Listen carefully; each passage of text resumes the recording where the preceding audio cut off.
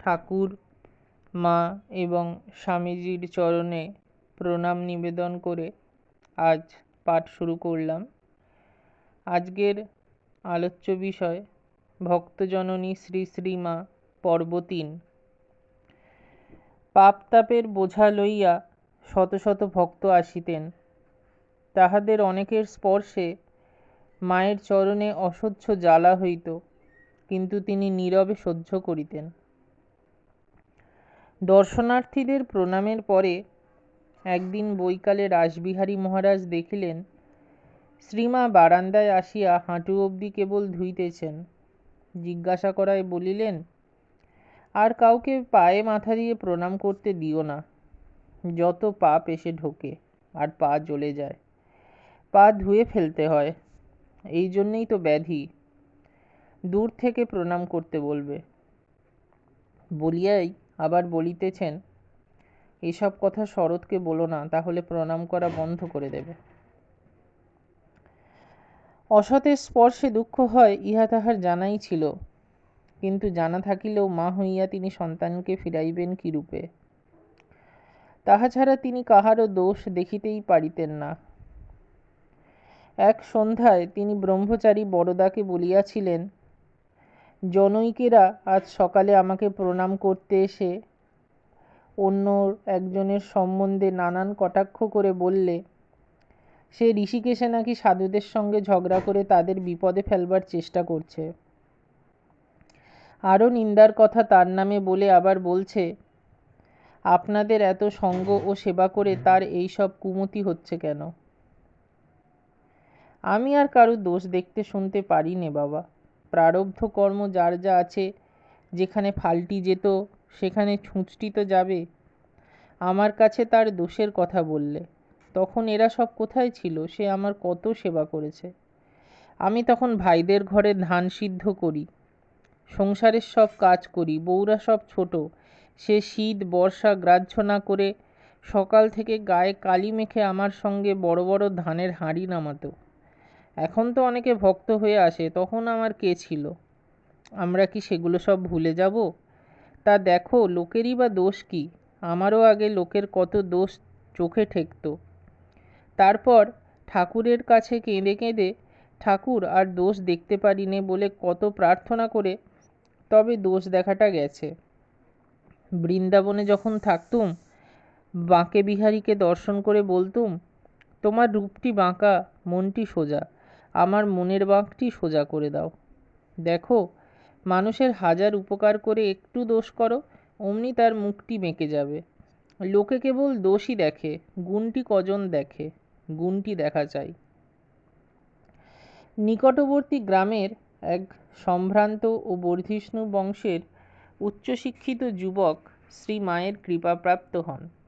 যুবক তাহার নিকট প্রায়ই আসিতেন। তাহারই সাহায্যে সেই গ্রামে এক আশ্রম স্থাপিত হয়।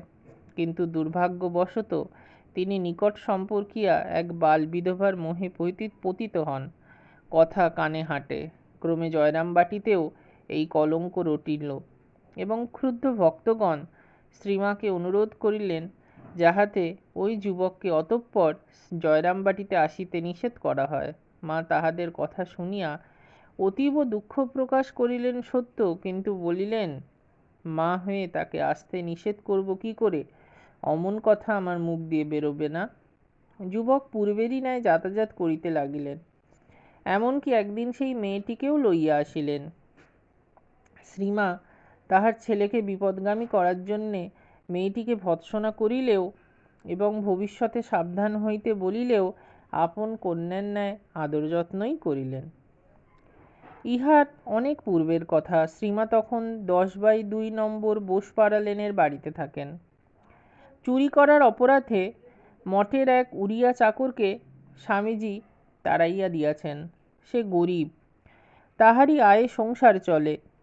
নিরুপায় চাকর কাঁদিয়া শ্রীমায়ের আশ্রয় লইলে কৃপাময়ী মা তাহাকে বাড়িতে রাখিয়া স্নানাহার করাইলেন।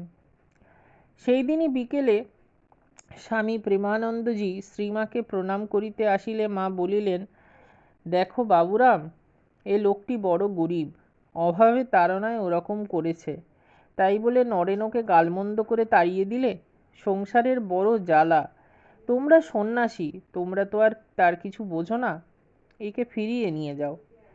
প্রেমানন্দজি বোঝাইতে চাহিলেন যে ইহাতে স্বামীজি রুষ্ট হইবেন। মা তখন উত্তেজিত কণ্ঠে বলিলেন, আমি বলছি নিয়ে যাও। সন্ধ্যার প্রাক্কালে তাহাকে লইয়া প্রেমানন্দজি মঠে ঢুকিবা মাত্র স্বামীজি বলিয়া উঠিলেন, বাবুরামের কাণ্ড দেখো, ওটাকে আবার নিয়ে এসেছে। প্রেমানন্দজি তখন সকল কথা খুলিয়া বলিলে স্বামীজি আর দ্বিরুক্তি করিলেন না। জয়রামবাটির নিকট শিরোমণিপুরে বহু মুসলমানের বাস। তাহারা একসময় তুঁতের অর্থাৎ রেশম কীটের চাষ করিয়া জীবিকা নির্বাহ করিত, কিন্তু বিদেশি রেশমের প্রতিযোগিতায় ওই ব্যবসা ধ্বংস হইয়া যাওয়ায় নিরুপায় মুসলমানগণ চুরি ডাকাতি আরম্ভ করিল এবং পার্শ্ববর্তী গ্রাম সকলে বিভীষিকা উৎপাদনপূর্বক তুঁতে ডাকাত বলিয়া কুখ্যাতি অর্জন করিল। জয়রামবাটিতে যখন মাতা ঠাকুরানীর জন্য পৃথক বাটি নির্মিত হয়, তখন ওই অঞ্চলে দুর্ভিক্ষ চলিতেছে। সাধুরা শিরোমণিপুরের অনেক দুর্ভিক্ষপীড়িত মুসলমানকে বাড়ির কাজে নিযুক্ত করিয়াছিলেন। ইহাতে গ্রামবাসীরা প্রথমে ভয় পাইলেও পরে তাহাদের নিরীহ ব্যবহার দেখিয়া বলিত, মায়ের কৃপায় ডাকাতগুলো পর্যন্ত ভক্ত হয়ে গেল রে। ইহাদের সহিত শ্রীমা কিরূপ ব্যবহার করিতেন তাহা বুঝাইবার পক্ষে দুই একটি উদাহরণই যথেষ্ট।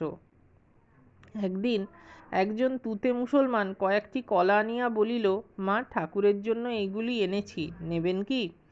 মা লইবার জন্য হাত পাতিয়া বলিলেন, খুব নেব বাবা, দাও। ঠাকুরের জন্য এনেছ, নেব বই কি। মায়ের জনৈক স্ত্রীভক্ত সেখানে ছিলেন। তিনি নিকটবর্তী গ্রামের লোক। শ্রীমাকে ঐরূপ করিতে দেখিয়া তিনি বলিলেন, ওরা চোর, আমরা জানি, ওর জিনিস ঠাকুরকে দেওয়া কেন? মা নিরুত্তর থাকিয়া কলাগুলি তুলিয়া রাখিলেন এবং মুসলমানকে মুড়ি মিষ্ট দিতে বলিলেন। সে চলিয়া গেলে শ্রীমা স্ত্রীভক্তটিকে তিরস্কার করিয়া গম্ভীরভাবে বলিলেন, কে ভালো কে মন্দ আমি জানি। তিনি মন্দকে উন্নত করিতেই সচেষ্ট ছিলেন। তিনি বলিলেন, দোষ তো মানুষের লেগেই আছে, কি করে যে তাকে ভালো করতে হবে তা জানে কজনে। ঠাকুর, মা এবং স্বামীজির চরণে প্রণাম নিবেদন করে আজকের মতন পাঠ এখানেই সাঙ্গ করিলাম।